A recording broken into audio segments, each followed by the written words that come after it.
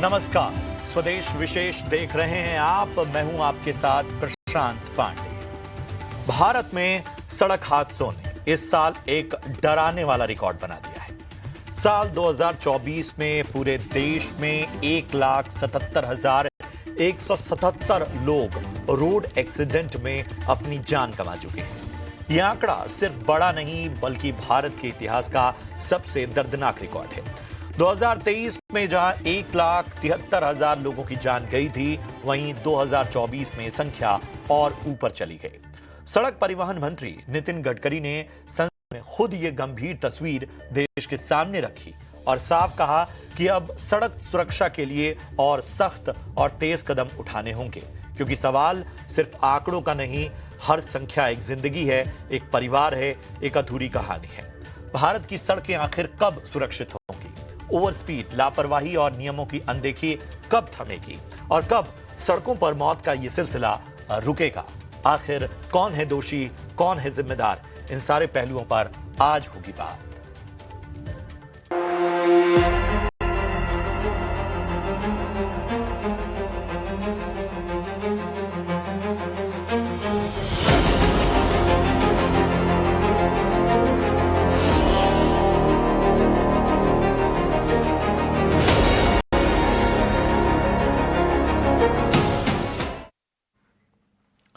जी हाँ, ये आंकड़े तो हमने आपके सामने रखे और पूरे शो के दरमियान आप इन नंबर से गुजरते वक्त ये जरूर मन में सोचेंगे कि आखिर ऐसी क्या गलती हो रही है कि इतने अपग्रेडेड सिस्टम के बाद, बेहतर चीजें होने के बावजूद, इतने सर्विलांस के बावजूद आंकड़े कम होने की बजाय बढ़ रहे हैं।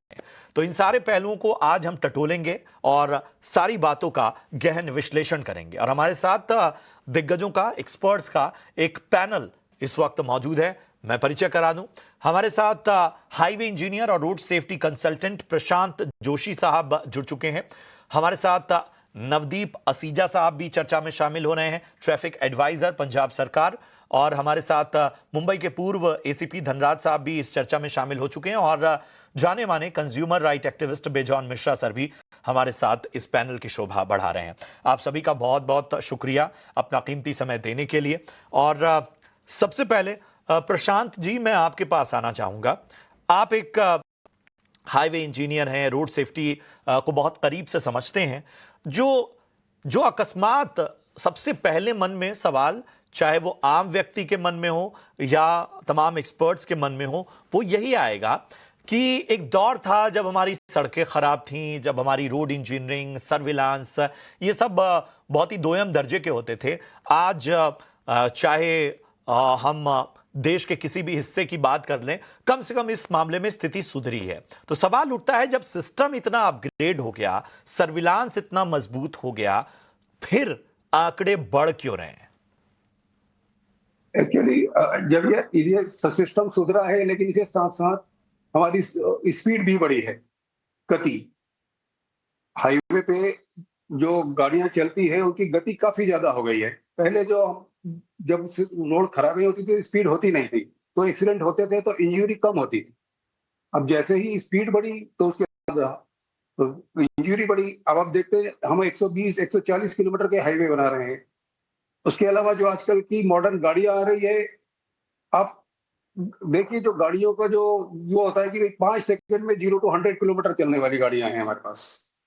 और हमारे पास यंग ड्राइवर हैं, तो वो अपनी गाड़ियों को की लिमिट को टेस्ट करते हैं।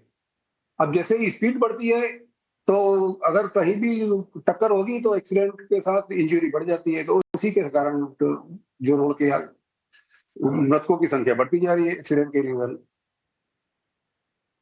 इस एक बात बहुत इंपॉर्टेंट कही और सीधा स्ट्रेट फॉरवर्ड कही, ये मुझे पसंद भी आया कि एक वक्त था जब सड़कों की स्थिति बहुत बेहतर नहीं थी, तो उस तरह की स्पीड जो अपने आप नियंत्रित होती थी। आज सड़कें बेहतर हो गई हैं, एक थ्रिल चाहिए नौजवानों को। उस थ्रिल को टेस्ट करने के लिए वो एक्सट्रीम पोटेंशियल टेस्ट कर रहे हैं, न सिर्फ अपनी राइडिंग का बल्कि अपनी गाड़ी का। और जब हाईवे पर फर्राटा रफ्तार होती है और जब वो रफ्तार कहीं से भी नियंत्रण या कहीं से भी नियंत्रित नहीं हो पाती है, तो जाहिर सी बात है कि वहां पर बम्पर एक्सीडेंट होने की संभावना बढ़ जाती है और ऐसे एक्सीडेंट्स में मोर्टेलिटी रेट भी बढ़ता है, क्योंकि आपकी टक्कर जितनी ज्यादा होगी उतनी ही बड़ी आपकी मोर्टेलिटी के जो कंडीशन होंगी या इंजरी की कंडीशन भी उतनी ही घातक होंगी।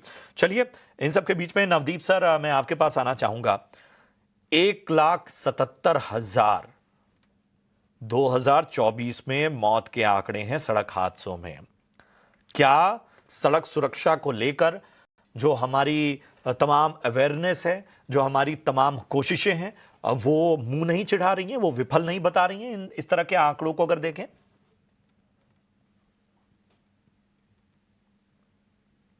तो का आंकड़ा है लगातार बढ़ता ही आ रहा है। और अगर मैं बात करूं decade of road safety action या जो भी हमारे प्रोग्राम्स हैं, कहीं ना कहीं एक बहुत बड़ी विफलता ये रही है कि हम अपनी समस्या को समझने में बहुत ही बड़े लेवल पे नाकामयाब रहे हैं।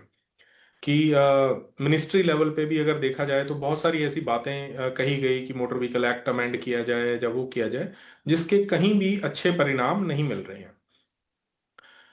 तो और जो दूसरा उसके साथ जो पहलू जुड़ा हुआ है वो ये है कि अगर आप देखें कि हिंदुस्तान में कुछ ऐसी स्टेट्स हैं जिन्होंने कुछ अच्छा करके दिखाया है, तो ये बहुत एक इम्पॉर्टेंट हो जाता है कि वहां से सीखा जाए और जहां पे उसकी जरूरत है उस पे वहां पे इम्प्लीमेंट किया जाए। किसी ने इमरजेंसी केयर में बहुत अच्छा काम किया है, किसी ने रोड इंजीनियरिंग पे बहुत अच्छा काम किया है, किसी ने एजुकेशन पे, और उनके एक डॉक्यूमेंटेड साइंटिफिक एविडेंस के साथ अवेलेबल प्रूफ है कि ये चीजें काम कर रही हैं हमारे यहाँ पे, जिससे मौतें कम हो रही हैं। बट अनफॉर्चुनेटली वो ना सीख के हमें एक ही तरह एक ही चीज को पिछले कई सालों से पुश किया जा रहा है। और 10 साल एक बहुत बड़ा लंबा अरसा होता है कि जहां से हमें समझ आ जाना चाहिए कि अगर कुछ नहीं काम कर रहा तो उसको बदल देना चाहिए, उससे सीखना चाहिए, उसको इम्प्रूव करना चाहिए और नई चीज लेके आनी चाहिए और विकसित देशों से भी सीखना चाहिए। अनफॉर्चुनेटली ये नहीं हो रहा, सिर्फ एक रूटीन एक्सरसाइज फॉलो की जा रही है और जिसके कोई परिणाम कहीं दूर दूर तक अच्छे नहीं दिखाई दे पा रहे। बिल्कुल आपने सही कहा। ये कहीं ना कहीं एक आत्ममंथन का भी समय है। धनराज सर, आप बताइए, आपका तजुर्बा क्या कहता है? मतलब हम शहरों की तो बात छोड़ दें, शहरों के जो एक्सीडेंट्स हैं वो ऑड आवर्स में ज़्यादा होते हैं, लेकिन ये जो हाईवेज हैं जिन्हें इसीलिए बनाया गया कि लोग कहीं ना कहीं एक तरह से उनकी सुविधा हो, वो एक बिना किसी हसल के अपने डेस्टिनेशन पे पहुंचे। लेकिन अगर हम महाराष्ट्र की बात कर लें तो चाहे पुणे एक्सप्रेसवे हो, चाहे हम बात कर लें खासतौर पे समृद्धि मार्ग की बात कर लें, हम जाते हैं उत्तर प्रदेश और नोएडा में तो हम पूर्वांचल एक्सप्रेसवे या बाकी जो एक्सप्रेसवे हैं उनमें जो हादसों का आंकड़ा है वो बहुत ही बढ़ता जा रहा है और बहुत ही दर्दनाक हादसे होते हैं। इसमें दो पहलू मैं आमतौर पे सामने लाना चाहूंगा। सबसे पहला तो यह है कि रोड की कंडीशनिंग। रोड तो हमने बनाए, सरल तरीके से रोड बनाए। अब कंडीशनिंग के बारे में मैं थोड़ा सा एक माइक्रो लेवल का मेरा ऑब्जर्वेशन, क्योंकि मैं फिलहाल नागपुर मुंबई समृद्धि पे ड्राइविंग कर रहा हूँ और वहीं से आपके इंटरव्यू में शरीक हुआ हूँ। तो मैंने यहाँ पे देखा, कम से कम 25 बार इस रोड से मेरा आना जाना हो चुका है। मैं देखता हूँ कि जहाँ कंक्रीट और डांबर के रोड, इस रोड का जुड़ाव है, जहां ये लोग जुड़ते हैं, कम से कम 50 जगह पे इस समृद्धि मार्ग पे नागपुर से मुंबई तक 50 जगह ऐसे जॉइंट दिए हुए हैं।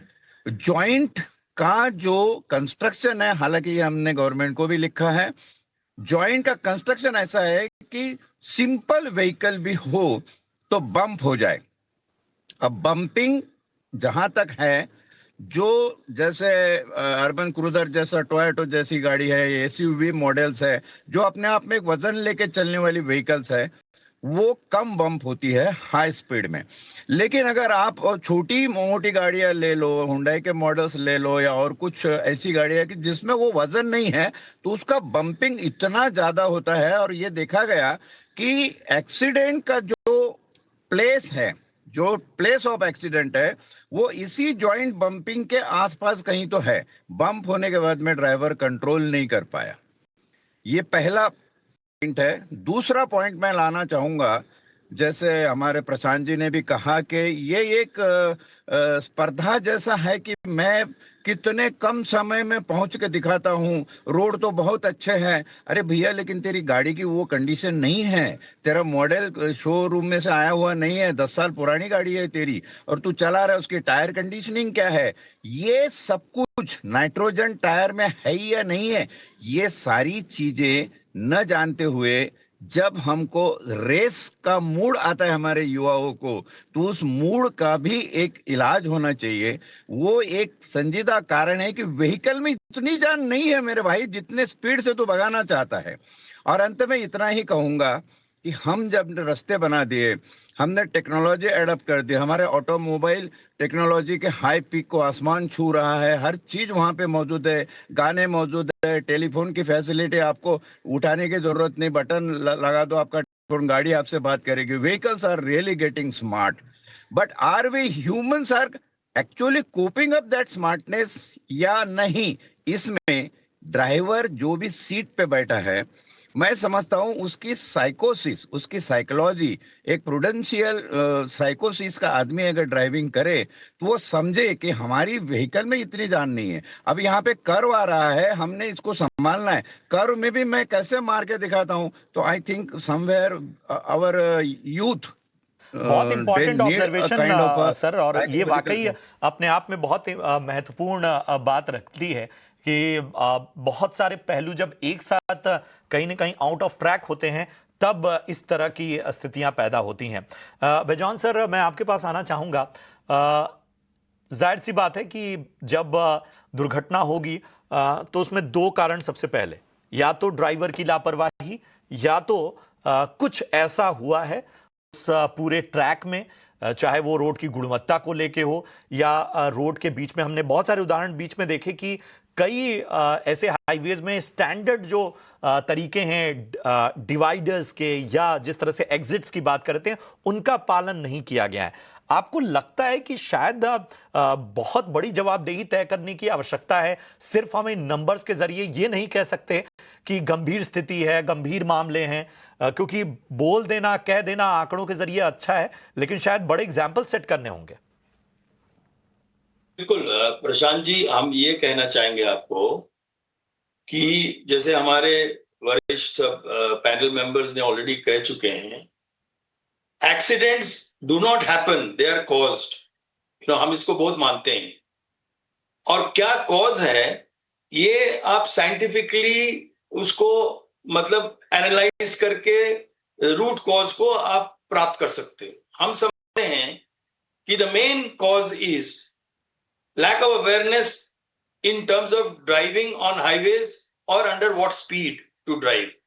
तो लोगों को ये भय होनी चाहिए, या उनके अंदर में वो साक्षरता होनी चाहिए, वो जागरूकता आना चाहिए कि उनको मालूम होना चाहिए कि कैसे लेन ड्राइविंग किया जाता है, किस स्पीड में कौन सा लेन पे आप ड्राइव कर सकते हो, किस ढंग से कोई स्टेशनरी। बिकॉज हम देखे हैं हमारे देश में कोई मतलब डिसिप्लिन नहीं है। Anybody can park their loaded truck anywhere on the highway, कहीं पर भी वो पार्क कर देता है।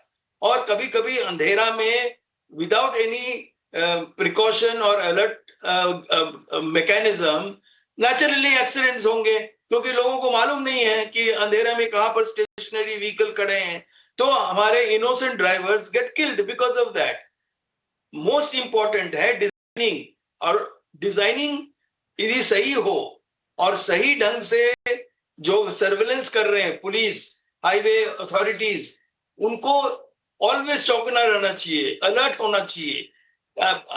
जैसे विदेश में सर्वेलेंस होता है हेलीकॉप्टर्स में, वो लोग ट्रैक करते हैं कौन सा गाड़ी कहां पर स्पीड ब्रेक कर रहा है, कैसे वो डाइवर्ट कर दे रहा है in terms of non driving on the lane and going from one lane to the other in irrational manner. ये सारे चीजों को सही ढंग से मॉनिटरिंग होता है और रेप्रिमांड करते हैं ड्राइवर्स को on time before the accident occurs. Accident होने के पहले आपको उसको रोकना पड़ेगा। आप ये नहीं कह सकते हो कि एक्सीडेंट हो गया, इसी क्यों हुआ, what was the cause for it. ये ऐसा नहीं हो जाता है कि अपने मर्जी से एक्सीडेंट हो जाता है। There are sufficient justified causes कि क्यों होता है, और इस पे कोई अध्ययन नहीं होता है हमारे देश में। अनफॉर्चुनेटली इस पे कोई अकाउंटेबिलिटी नहीं है। हमारे देश की एक समस्या ये है कि हम रिसर्च और डेवलपमेंट R&D इस शब्द को ना सबसे कम प्राथमिकता देते हैं। वहां पर चाहे फोकस करने की बात हो, वहां पर चाहे किसी तरह के केपेक्स देने की बात हो, वहां पर चाहे ये सब छोड़ के समय देने की बात हो, उसको बड़ा ही बेवजह माना जाता है। शायद इस दिशा में काम करना होगा। एक ब्रेक के लिए रुकूंगा। समस्याओं तो हमने बात की, समाधान पर भी फोकस किया। हम जरा देखेंगे कि एग्जाम्पल्स क्या है, मतलब किन देशों ने बेहतर एग्जाम्पल सेट किए हैं, खासतौर पे रोड एक्सीडेंट्स को कमजोर करने में या वहां पर कमी लाने में। इस छोटे से ब्रेक के बाद उस पर भी चर्चा करेंगे।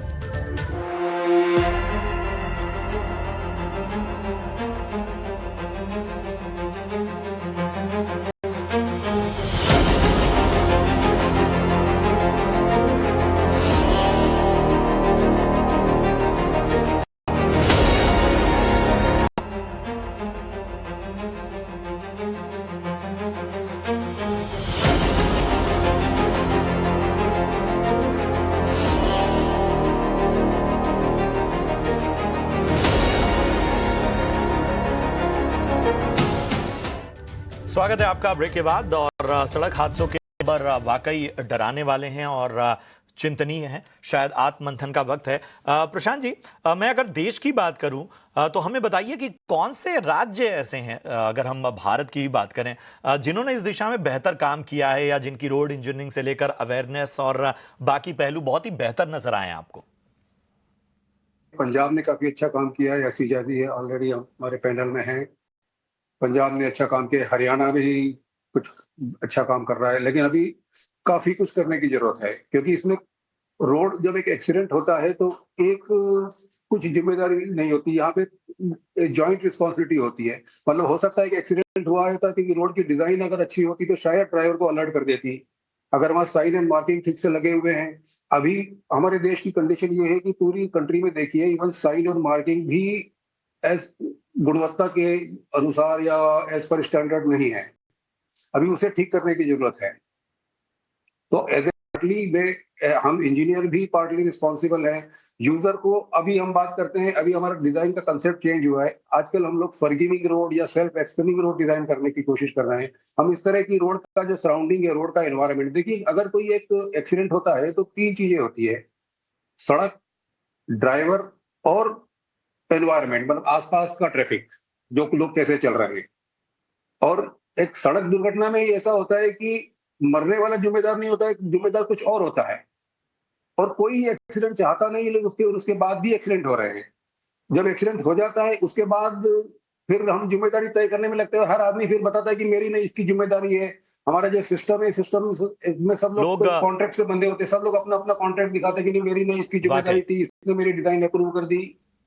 तो यहाँ पर क्या है कि लोगों को आपस में बात करके, इंटरेक्ट करके, अब नहीं, और कमर्शियल ये भी तय करना होगा कि शायद बहुत ही मतलब शुरुआती स्तर पे ही चाहे वो रोड कंस्ट्रक्शन के मामले हों, चाहे वो बाकी रिस्पॉन्सेस के मामले हों, बहुत ही शुरू में ही तय कर देना होगा कि अगर इस तरह की स्थितियां आती हैं तो फिर किस तरह के मामले बनेंगे, किस तरह से रिस्पॉन्सेज होंगे और किस तरह से जिम्मेदारी तय की जाएगी, जवाबदेही तय की जाएगी।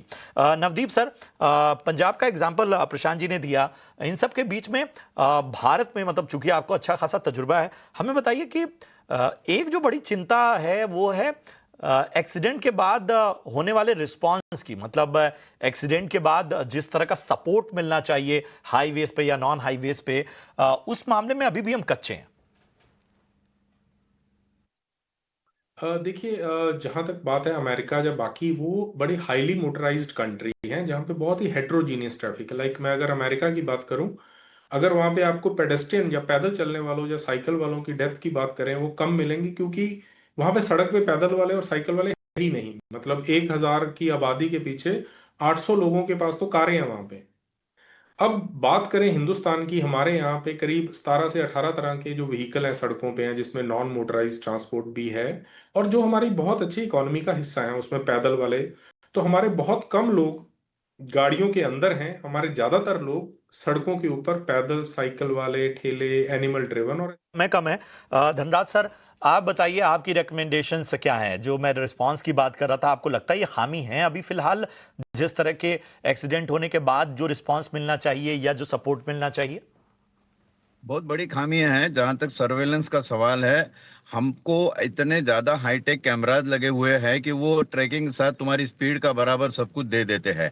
हमने यहाँ पे मैं शासन से पूछना चाहूंगा, अगर सम्माननीय गडकरी जी मंत्री महोदय, अगर आप उसके साथ में ये आंकड़े भी दे देते कि रेवेन्यू का आपका अंदाज क्या है। हर स्पीड जंप में 1000 रुपए का फाइन लगाया हुआ है। एक ड्राइवर 1000 किलोमीटर के सफर में 4 बार जंप कर गया, 8000 रुपए आपने उससे ले लिए। मेरा मानना यह है कि उस ड्राइवर को क्या आपने बुला के कोई नसीहत अता की, कोई कभी बताया कि भाई you are wrong at this place, और आपका लाइसेंस हम 2 महीने के लिए, 4 महीने, 6 महीने, 1 बिल्कुल साल के लिए बिल्कुल, सस्पेंड आपने कर सही रहे कहा। हैं। शायद अवेयरनेस इसी का नाम है कि किसी को आपको करेक्ट करना है। फाइन्स और ये सारी चीजों के लिए तो हमारी मेंटेलिटी तैयार है।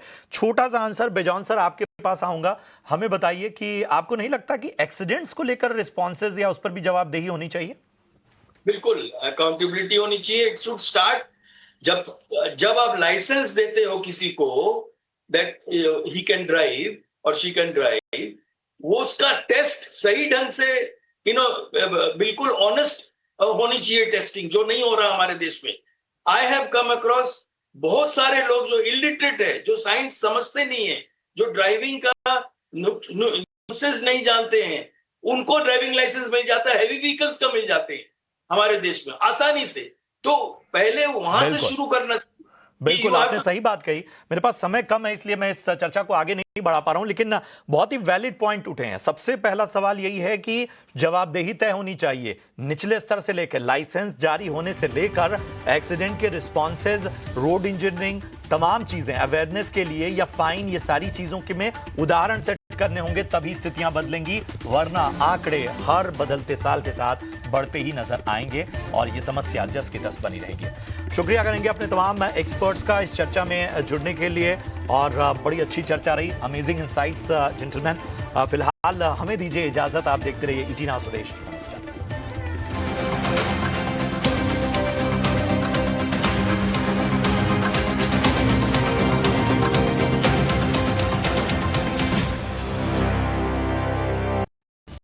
Association with SBI, the